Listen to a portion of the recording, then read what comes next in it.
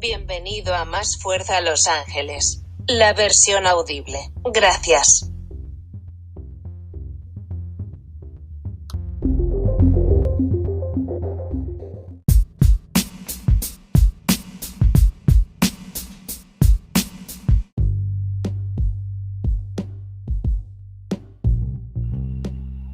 Bienvenidos everyone. Welcome back, mi gente. It's been a while.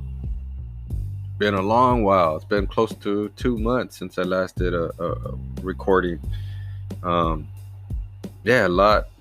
going on.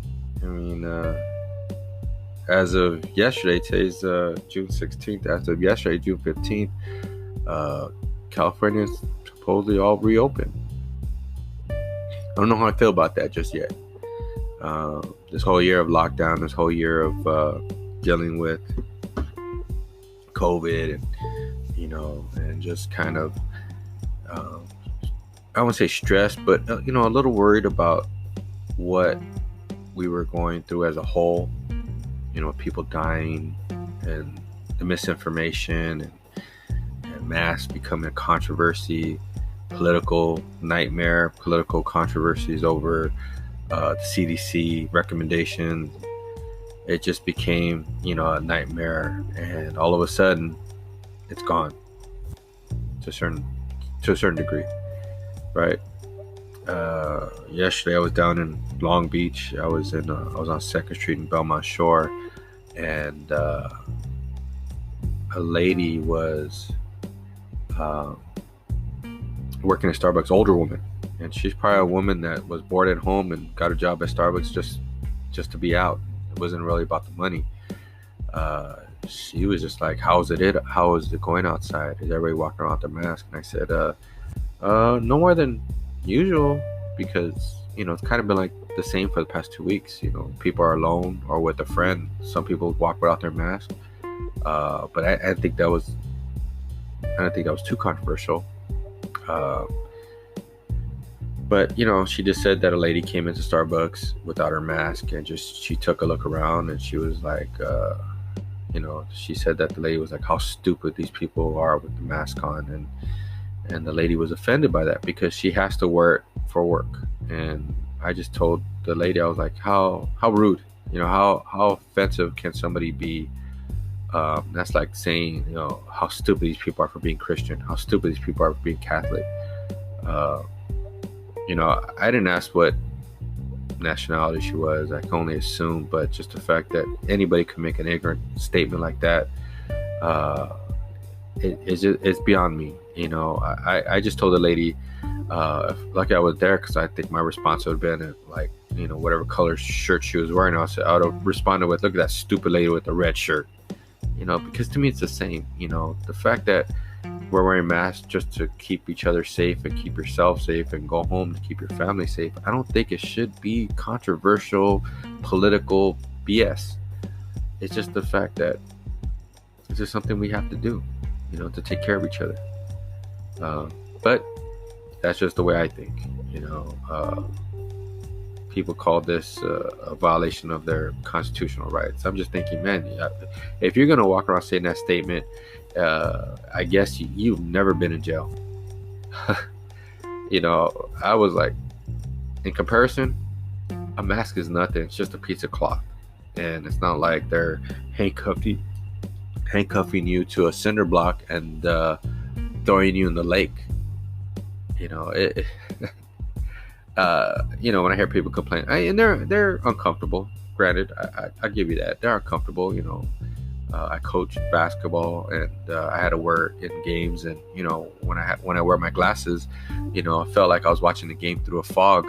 The whole game. So, they are tedious. They are tiresome, and I get the frustration. But again, it was about protecting myself and protecting the kids I was coaching. So that's the way I kind of looked at it. But wow, 2 months, haven't been able to record, and I guess being lazy as well. I could have made the time, but just seems like one thing after another. I went, I coached high school basketball. I mentioned that in this recording, and I think I mentioned in a prior podcast. I coached boys and girls varsity programs. When the pandemic hit on March 13th, they shut us down. There was no spring basketball, no summer basketball, no fall basketball. So there was a lot of dead time during that time. And then, but again, the dead time plus creativity created the Mas Fuerza platform. So I started setting up block schedules according to the fact that I had free time, and I was trying to give myself enough time between each blog to sit there and write and be as creative as I can be to do the blog some justice. And all of a sudden, overnight, start contacting your teams, the season's going to happen, and then, this and this and that. And I was kind of like, I don't want it to happen. Just the fact that, because I've checked out, I wasn't mentally wrapped around basketball for, close to 365 days. My interest just wasn't there as it normally is, or was. And I was like, all right. So basketball started, and I took on extra classes because I didn't think I was gonna have to deal with coaching basketball. And all of a sudden, my free time just went away. And then trying to juggle relationships and personal stuff, and it just became, trying to write and do the audible blogcast just became I don't want to say a chore, but it just, things had to be sacrificed. And unfortunately, I had to put this to the side, and now we're here 2 months later. It's a drag because I love doing this. I love writing about our culture. I love writing to highlight our people and some of the accomplishments that's happening. With a lot of our folks that are not recognized. It's not in the news. It's not being celebrated. So the whole purpose of this is to celebrate our people and our accomplishments. When I mean people, I mean all Latino people. I went to go see In the Heights Sunday night with my girlfriend, and there was a scene where they're dancing in the alley and listening to what's his name, the Miranda talk about that scene. They made sure that every Latino country was represented in that scene in the alley. All the flags are out, draped over the fire escapes, and people are wearing shirts with the Puerto Rican flag, Mexican flag, people are holding a flag. And I just thought, man, how wonderful is that? And I was like, in that moment, I was like, that's Mas Fuerza right there, in a nutshell. That's everybody, representing everybody. I just thought it was an amazing scene. And I was very proud to watch that. I walked out of that movie theater thinking, oh man, this movie was beautiful. And I'm not into musicals, and I was like, I would love to come back and watch this again.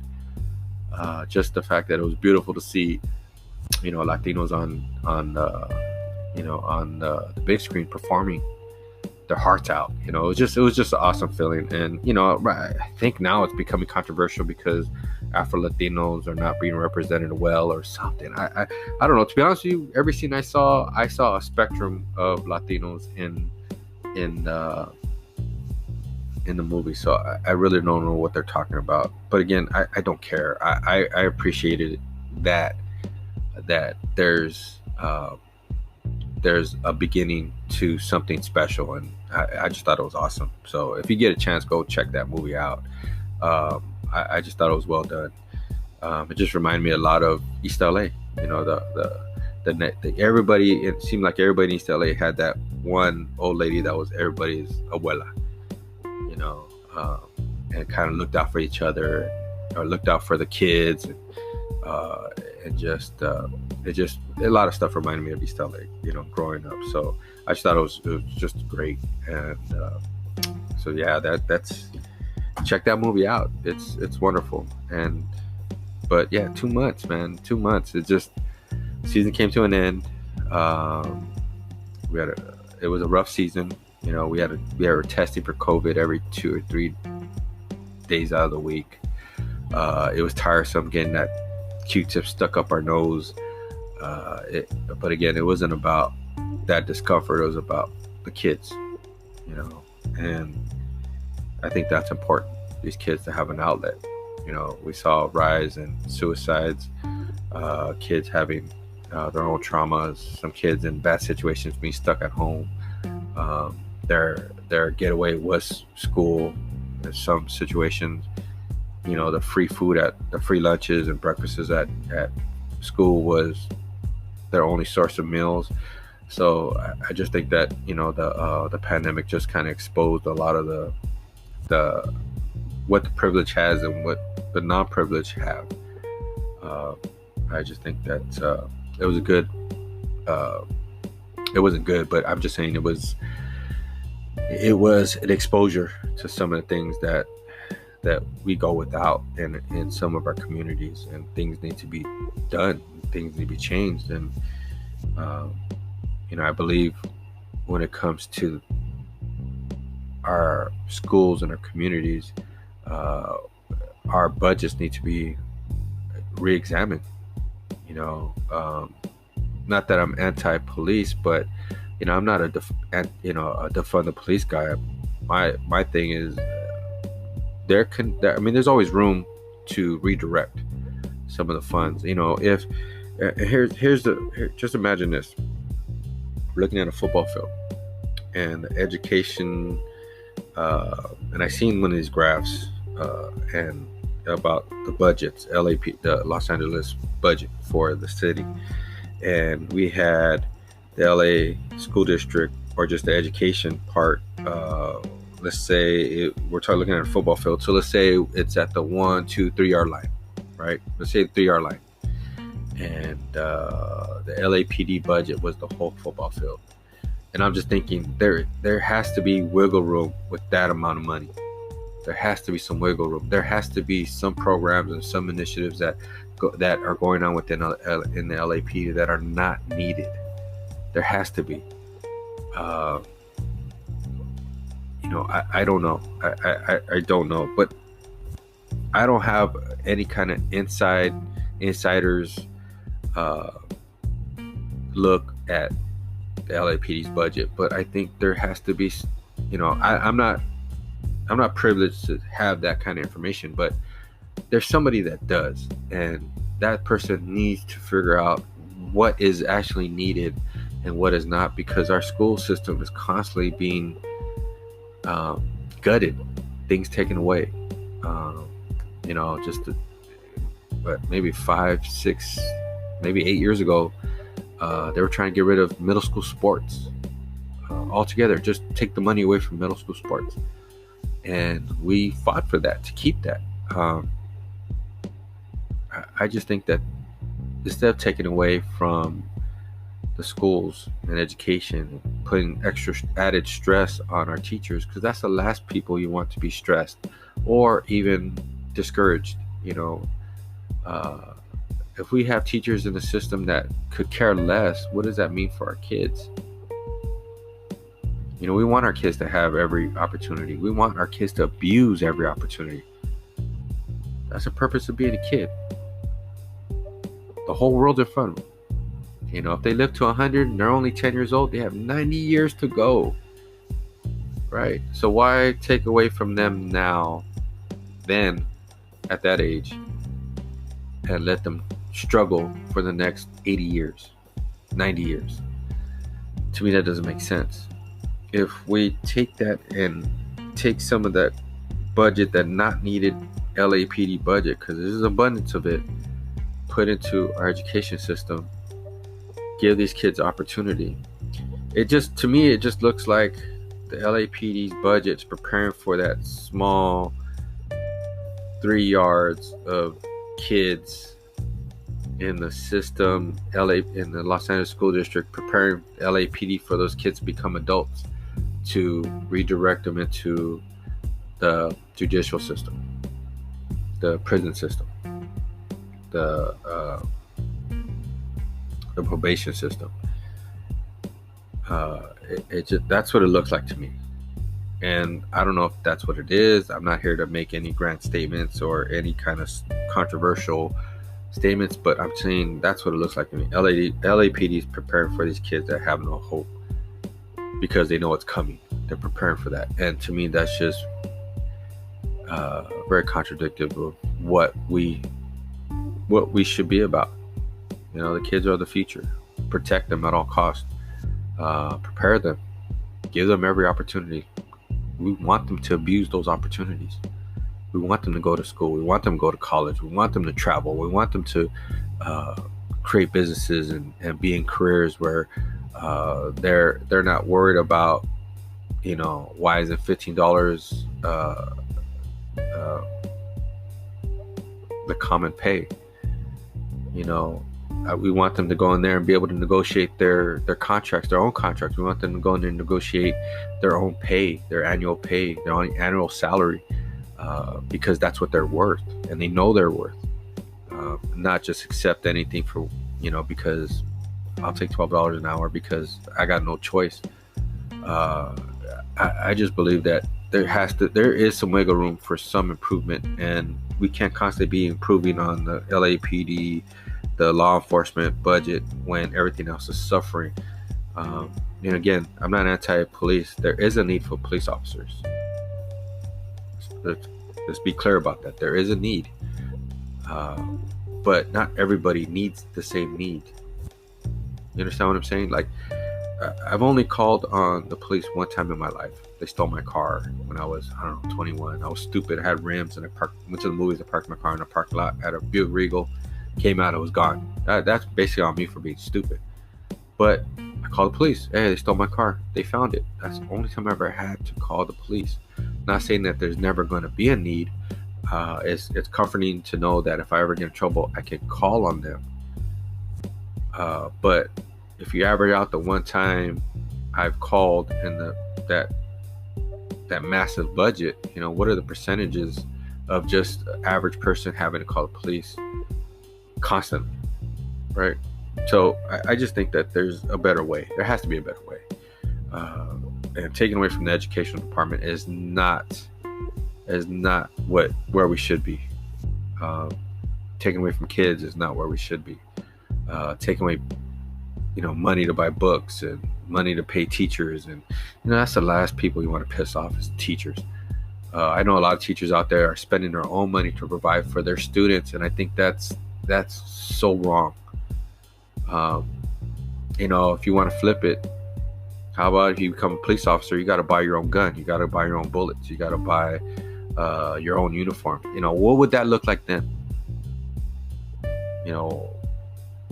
I'm pretty sure it would start looking like a third world country, putting together their own equipment, right? So I just think there's a better way. There has to be a better way. Again, I'm not anti-police, but I believe that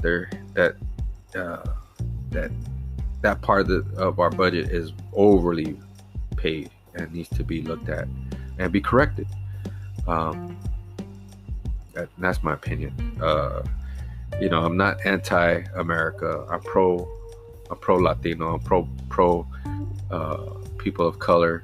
I'm pro minority, which I don't think we're a minority. I call us the majority. But I just believe that America is a great country, but it's extremely flawed.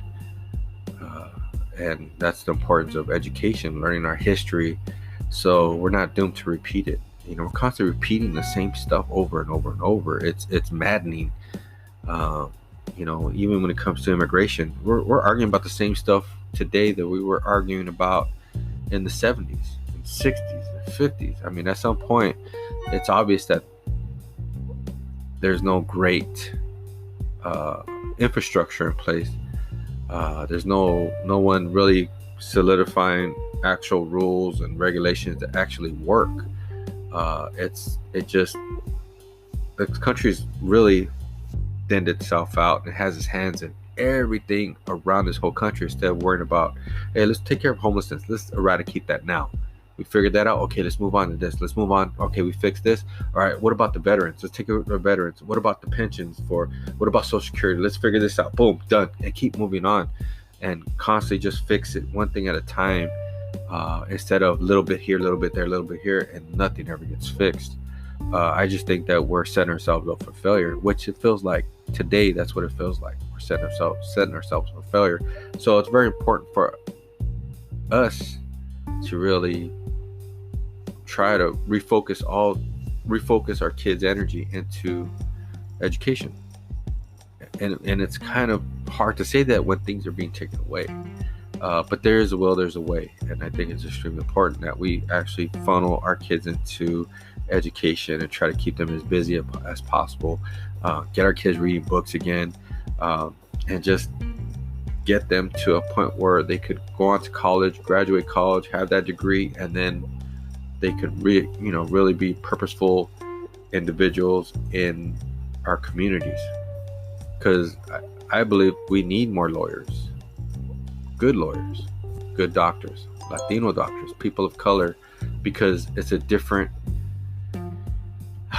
what am I trying to say? It's a different look for the communities when professionals are coming out of communities, and all of a sudden it's like, hey, East LA produces a lot of doctors. Compton and Watts, they produce a lot of lawyers. South LA, about 4 judges came out of South LA. To me, it's a different look than don't go to Compton, because Compton was put on the map for gangs back in the 80s and 90s, and East LA is known for besides the candles and churches. But it's known for the small gangs and the Latino culture, and and all of a sudden people touch on it as in going to East LA is like going to Mexico.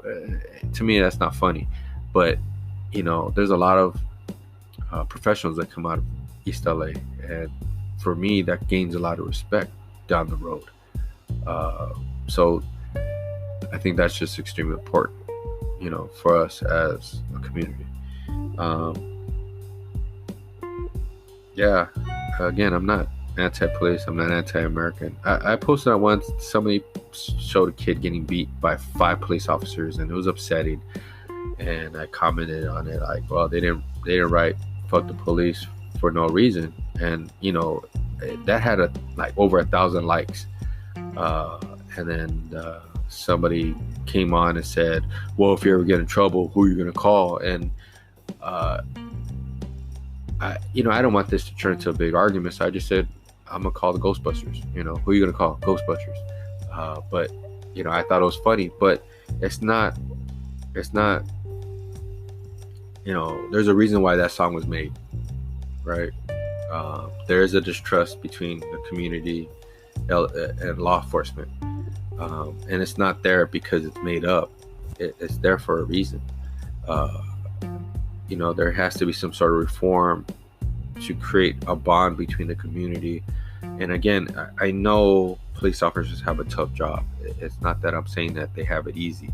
I think that's probably the toughest and worst job for a person could take mentally, can be in, and not let them affect them in their day-to-day lives. I think that there's probably a need for therapy for nurses too, because they see a lot of death. Doctors, I think there has to be therapy involved, constant therapy, which is a totally different subject. But I just think that the distrust is there for a reason. It's a us versus them mentality. It began somewhere, right? I'm not saying it began today. It's deeply rooted. So I think that, at least my opinion, there has to be some sort of middle ground when it comes to the community and law enforcement, right? So I'm not anti-police. I'm more of, hey, you guys your budget is way crazy. I'm sure we could, redirect some of that money that's not needed, especially if there's a surplus, and give it to the kids. Let the kids play with it. Let the kids develop from it. At least that's my thought. I don't think it's a bad thought. It's not saying we're taking guns out of police. We're making police run around with billy clubs trying to figure things out. No. There is a need for law enforcement. That's a given. But again, we're talking about inflated budgets that can be revised and possibly put back into the communities.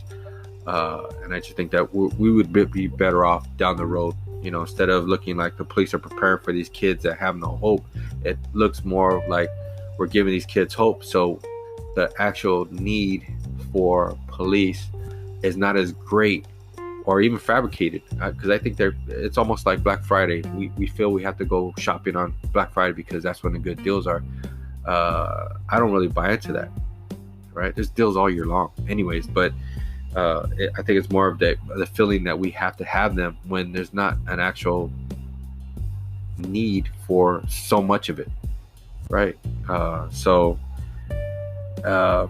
Yeah, that's my thoughts. But I'm happy to be back. I'm excited to be back on this. I'm hopefully gonna knock these out as quick as possible so I can catch up. I'm excited. I got some great people I got lined up that I'm writing about. I just released one yesterday, Didier Murillo. I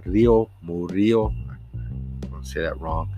A DACA kid, immigrant, came in. Now he's a city planner for Malibu. It's a great story about him and his road to his education to be the opportunity that he needed for his family.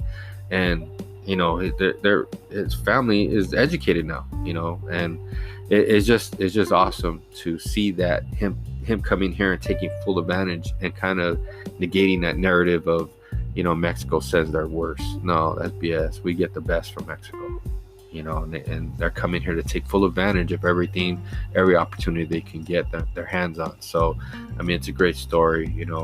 I got Joseph Valadez coming up, another prison inmate, drug addict. Now it's Cal State Long Beach graduate, got his degree. Now he's on to his master's program, and he's 62 years old. His story is inspiring. So I got some great things coming up down the line. I had to retool the blog schedule to be more appropriate, to have everything scheduled again, because I really fell behind. So it's a good feeling to get back on this and start writing and be creative again.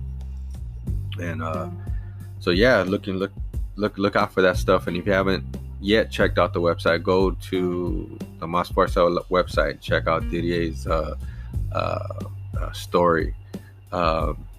So today's audible blogcast is No Habla, the Incomplete Latino. This is kind of I want to say a passion project, but it's near and dear to my heart because I'm that guy. I'm that Mexicano that doesn't speak Spanish. I'm that guy that people make fun of. I'm the Pocho in the room. All these little sentiments that I grew up with. It created this stigma of embarrassment, not feeling like I'm a real Mexican. And also hearing that, oh, what kind of Mexican are you? Oh, you're not a real Mexican. You don't speak Spanish. Oh, that's such BS. Shit. The Aztec didn't even speak Spanish. The Mayans don't even speak Spanish. So it's just a very derogatory feeling when it comes to who am I and what am I about. So, I took a Spanish class. I'm really excited about learning as much as I can. My girlfriend's family is predominantly Spanish speaking. So when I'm around them, it's a marathon trying to keep up to some of the stuff they say. But also it's a blessing because it keeps me engaged in trying to learn, and also feeling that feeling of being left out, and I hate when they talk and she turns on and has to translate it to me. It makes me angry because also it isolates me, like I'm the special, or I'm the white dude or something. I don't know. It's just a weird feeling, but I understand. Even if I didn't, I'm like, I understand, but a lot of stuff I do understand. I pick apart words and sentences and kind of keep up with the conversation, and if it's 4 or 5 people talking Spanish, oh man, it's like running the 26 miles. When I'm done, I'm mentally exhausted trying to keep up. But again, here it is. No hablo, the Incomplete Latino. Just how I feel and the things that I've seen and gone through, and other, Mexicanos, Chicanos, Latinos had to go through as they as they kind of navigated through the road of not being a real Mexican and having that stigma and embarrassment. So, and growing up in East LA, oh man, there was a lot of that being thrown around, and it is what it is. But here's a story. I hope you enjoy. I appreciate you all for listening, and share this blogcast, share it to your family. All right.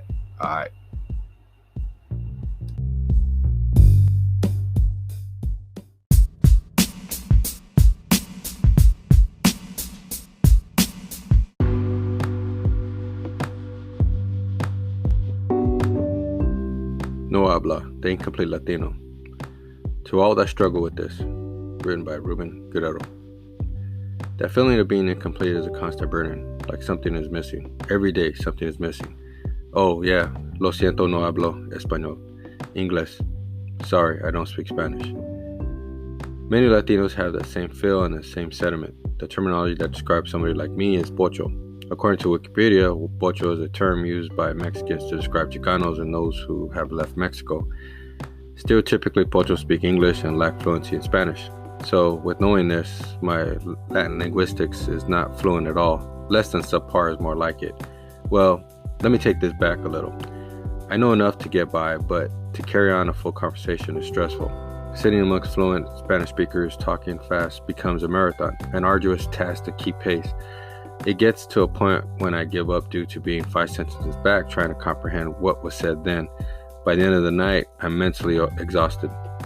I love my people, but damn, slow down, help a canarle out, LOL. But seriously, it's not their fault. The blame for not learning is not on my parents. After 18 years of age, the responsibility falls on me. Some help at an early age would have been appreciated. As a kid growing up in East Los Angeles, we had every kind of Mexican stereotype on my block. It was the 80s, so we had the disco biscuits, as we called them, the rockers, the new wavers, skater die guys, cholos, jocks that always had those cut-off shirts that showed off their belly buttons, then guys straight from Mexico that never spoke or smiled. The assumption was because they were my counterpart and embarrassed by not able to speak English. It was an average setting of average kids growing up in an average Los Angeles neighborhood. It was rough at times. Sure, we had fights, but for the most part, we were just kids. The neighborhood commonplace was playing till the streetlights came on.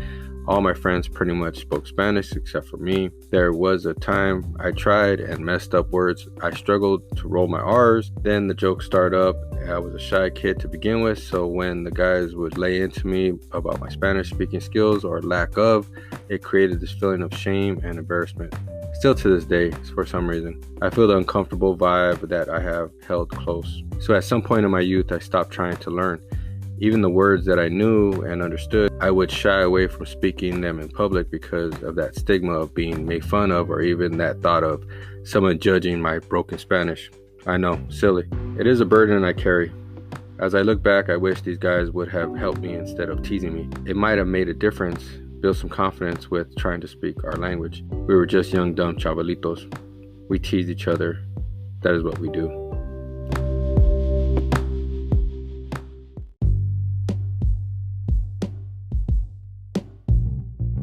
Now we flash forward to adulthood.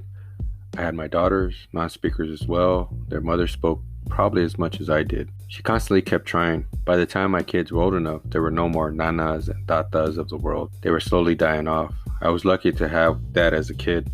The new generation of grandmas is third and fourth generation Mexicanas. They are in the same boat as us, non-speakers. Still getting teased at my age because I lack Spanish in my dialect. The most common response has been, "Aren't you Mexican?" I have dealt with that a lot after high school. That created a subtle thorn in my side.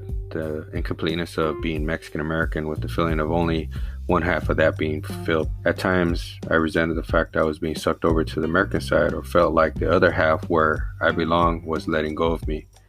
Then the self-conscious of feeling subpar. The thoughts, the attitude did not help. I'm not Mexican. I was born here. I shouldn't worry about speaking another language. Maybe I'm just a white guy with a Mexican last name. That stigma alone is what breaks a person. The justification that it is okay not to know our culture.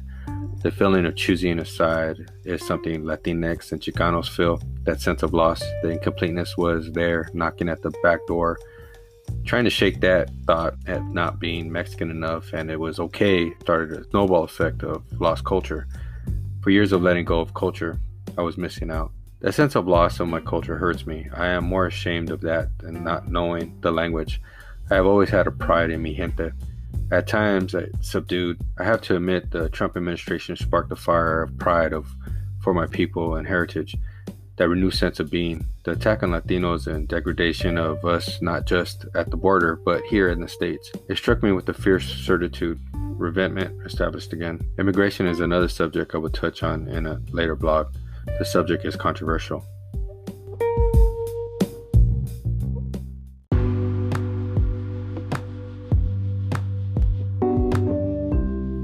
Latinos, and Latinx have suffered through many identity crossroads.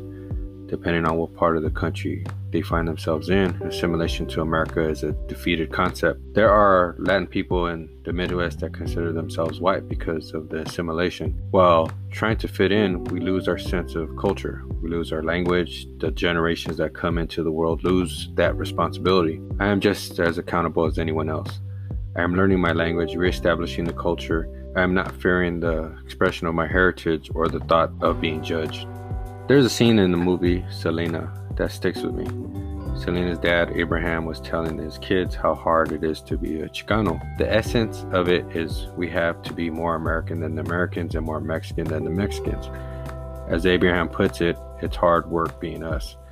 I always laugh at that scene, but there is a lot of truth to it. Being Chicano, we are stuck in the middle of non-acceptance of two worlds that should belong to us. The feeling of being an incomplete Latino is a frequent thought. The lack of language and loss of culture brings up a generational gap that is becoming habitual. What do we do to close this gap? We all should have a great responsibility to our culture. Just think what our ancestors would say in terms that would be closer to the present. What if a grandparent that has passed away we have forgotten? What if we have almost immediately forgotten about them? Today we are here because of them and all our ancestors. Our heritage and culture are beautiful. We have to reconsider our views. Where we stand when it comes to our people, we need to help each other. There is not an issue to be proud to be American. We have to do a better job to include where our roots began. Judgment has to be put aside for empathy. Study and learn about our past. What we are missing is what makes us whole. Our roots run deep. I will learn more, teach more, and be responsible for my people. Be our ancestors' wildest dreams.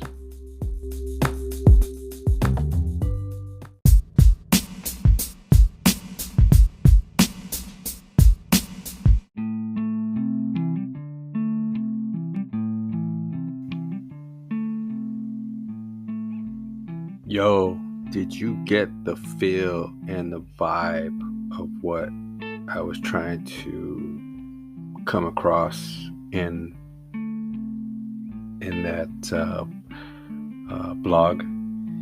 You know, being Chicano, being in the middle is definitely a struggle. It's definitely it is hard work. Just like in the movie Selena, it is hard work being Chicano. We're never Mexican enough. We're never American enough. We're Pochos to the Mexicans, and we're beaners or wetbacks or whatever they want to call us when it comes to the Americans. It's a thin line between one and the other, where we don't find that cultural. There's no closing that cultural gap where the acceptance of one and the other, or it's one or not the other. It's a tough walk that we walk, but we keep walking it. Hell yeah, with a lot of pride. I'm very prideful when it comes to being a Chicano, even Pocho. I have a sense of pride when I somebody wants to call me that. It hasn't been done a lot in the past, but it has been said, jokingly, of course. But other than that, it's it is what it is. But hey, it feels good to be back, on this platform after taking a almost 2 month hiatus. But yeah, I'm happy to be on. I'm happy to be putting in this work again, and setting this platform up. It's good to be back. I'm starting to see with all the other audible blogcast, whatever you blogcast is a good word for it. I'm starting to see more listeners and more downloads, so that the audience is expanding, which is great. That's what I'm looking for. I'm looking to spread the word and trying to be a unifier when it comes to all Latinos across this nation, I guess, the world. That'd be something. Be a unifier of the world. That's dreaming big, right? But it's good to see that the viewership expanding. I do this just to be what's the word? Felicitator, of our culture, trying to sit here and add to it and not take away from it, be more responsible about it and not degrading it. So that's the way that's why I do what I do with this, and it's just more to be a contributor. And I think that's something that a lot of us have to take more responsibility of. And a lot of us do. I'm not saying you're not, so don't think I'm trying to pick on you, but there's things that we fall short on, as a race, as a culture, things we fall short. But I do this to be a contributor. There's a lot of people that get into, similar things like this, and some become culture vultures, some become the get rich quick scheme, and they're in it for the money. I have yet to receive any kind of money doing this. The end game is not to get rich off of this. I consider this community service, being service to somebody, somebody that hears this and feels and takes something away from this and feels some pride, or maybe even hearing this Incomplete Latino and feeling like, yeah, that's, I've dealt with that, and maybe not feeling as alone in this. Or there might be a youngster that's going through this and hears this and thinks that, yeah, I'm in the same boat, and I'm glad to hear that other people have dealt with this and I'm not alone.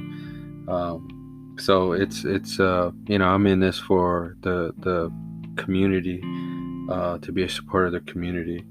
I just want to do a good job of representing our culture, and that's just the bottom line. Some people are in it to try to make money off of this. I don't care about that. That's not what I'm in this for. Hopefully, someday people will look at this website, podcast, blogcast, and consider it a big part of their development and a big part of their community. To me, that's all the reward I could ask for. Other than that, it's just great being back. So keep this in mind. Rate and review, 5 stars. That's helps grow the audience, and it expands the reach. So if you get a chance, rate and review it, 5 stars. If you don't like it, don't do anything. Don't put a 1 star. Don't do any of that. It hurts it. It hurts me. No, just kidding. But yeah, if you can, hit that 5 star, and it'll help out the page itself. Next blogcast would be about Mas Cafecito. It's a coffee spot in La Puente. Somebody referred me to them. Honestly, I can't remember who it was. I wish I could right now so I could give them a shout out. But yeah, Mas Cafecito. As soon as they told me about it, and when they told me about it, we were dealing with cold weather, rain, and stuff like that. So it was like perfect. And it's a small little trader in a lot on Valley Boulevard. They have it decorated with the lights and the hay, and again, this is during the pandemic, so we kind of grabbed our coffee and kind of walked off to our cars. But the coffee is bomb. I mean, bomb. I'm kind of a distance away from La Puente, so I can't sit there and travel back and forth as much as I would like. But I wish I could. I wish I was closer. As soon as I told them, my daughters live in La Puente in West Covina, As soon as they heard about it, they're hitting that place up all the time. So I'm happy to help them with some new customers. So me, that's great. But yeah, Mas Cafecitos is coming up next. Hey, if you know anybody that that's part of your community and you want to give them some notoriety, go to the website, get my email address, and email me. Refer somebody, somebody that's just graduated college, and and that the road to get there was a difficult one for them. Hey, send it to me. Refer them, and maybe we could talk about their story, and then I could write about it and put them out there.